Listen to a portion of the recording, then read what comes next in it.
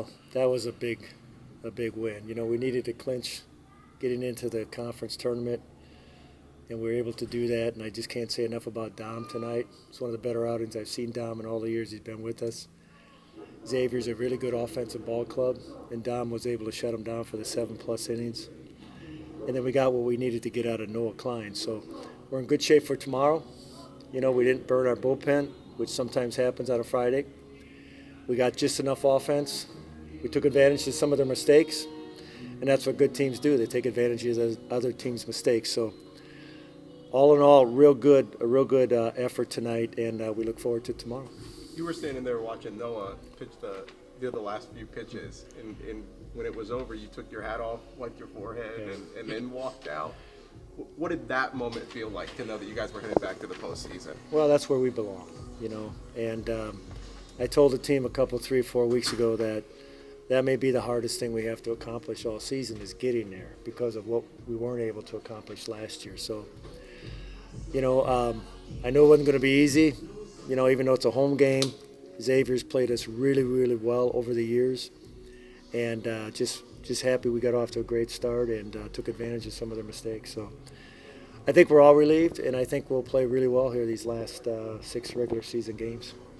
How would you describe the emotions of seeing Ron Gradeville throw out that first pitch and just what this day means?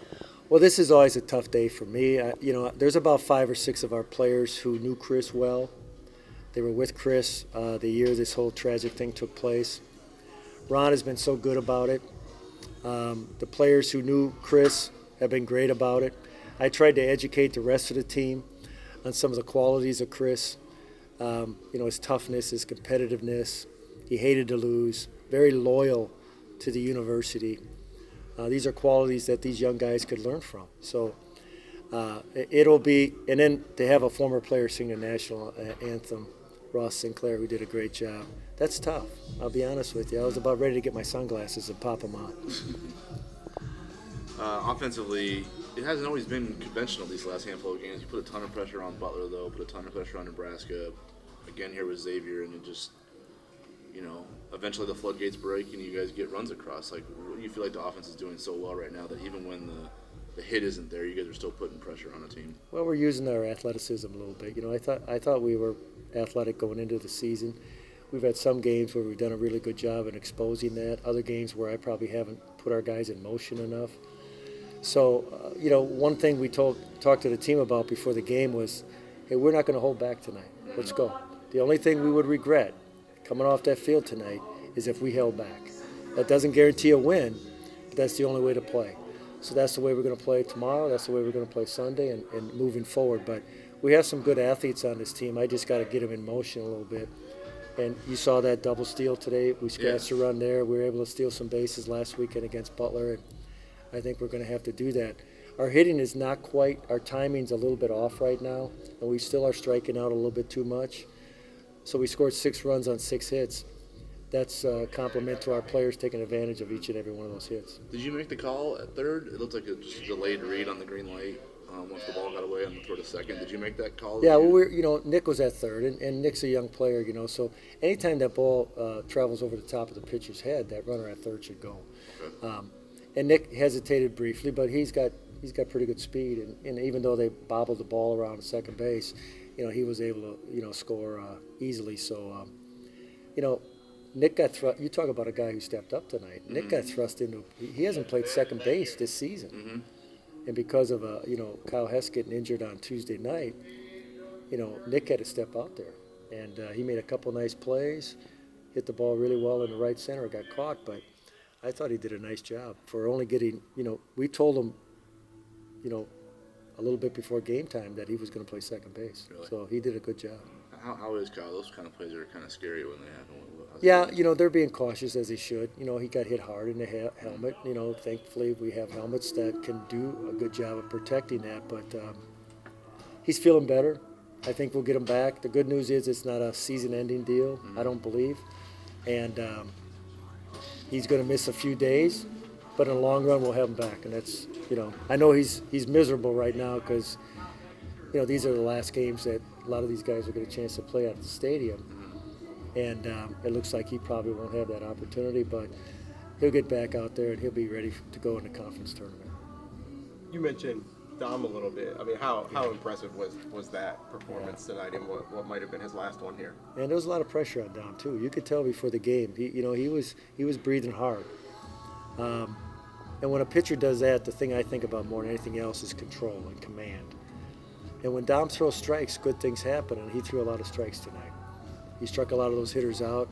It's the best fastball he's had all spring. So he used that energy in a positive fashion. I know when he was so disappointed in the Connecticut outing several weeks ago, where he used his energy in a negative fashion that night. He learned from it, he grew from it, and I think that's the best I see him in the 4 years he's been here. I see your grandson running out on the field with his old jersey. How is it soaking this all in with your family? Well, that's pretty cool. I'm fortunate enough to have 6 grandkids, and I have 2 brothers in town today. I have a sister in town. I have my best youth friend when we were 11 and 12. He came in from Vegas.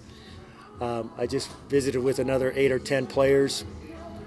That's probably been the best thing about this little bit of a run, farewell tour, if you want to call it that, is I ran into so many former players, and just having conversations with them is just really cool for me. I can't speak for those guys. They're probably thinking, I'm talking to the old man. It's not that exciting, right? But I've really enjoyed getting caught up with them, and I know there's going to be some more in town here over the weekend, and I just hope I have enough time to thank them all, because they did a lot of good stuff for us. Were you good as an 11, 12-year-old? You know what? I was. You have to ask this guy. I was pretty good. Yeah? Okay, I'll take your word for it. I don't say that very often, but I was. Yeah. You knew that this weekend was going to be emotional, Yeah. all things considered. Tonight, obviously, it's senior day on Sunday. Yeah. It'll be your probably your last game here. Who knows? You guys handled that tonight. Yeah. How do you do that 2 more times this weekend? I'm very impressed with how I handle it. I think tomorrow's even going to be tougher. I think tonight was a little bit of an opportunity because many didn't know Chris. Tomorrow, they're all going to know those 11 seniors. And they're going to play hard to have those seniors have a good outing, have a good game tomorrow. And then Sunday, I think Sunday's going to be tough. To be honest with you, it's going to be tough. I'm going to do my darndest to make sure that the players don't sense what I'm going through, because I want them to have a good experience. I want them to have a good game.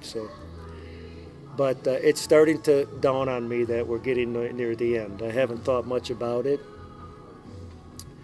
except Tuesday it started to click in when we were down in Lincoln that, hey, we don't get a chance to play down there again against that club.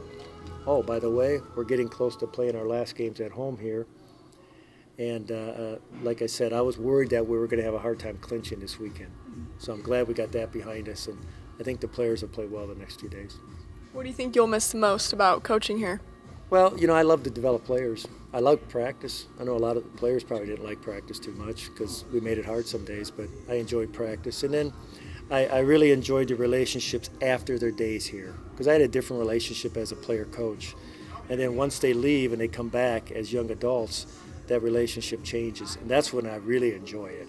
Because you got to kind of keep your distance with them when you're a coach, because sometimes you got to make tough decisions that they don't like. But when they leave and they come back, that is really cool. And I've had so many opportunities on the road this year of 1 or 2 or 3 guys coming back. And like in Indianapolis last weekend, 2 guys came back. They were not from Indianapolis. They drove to get there, and that's been really fun. So I'll miss that part, but I hope I can still have relationships with the players even when I'm not in uniform. But it'll be time. It'll be time.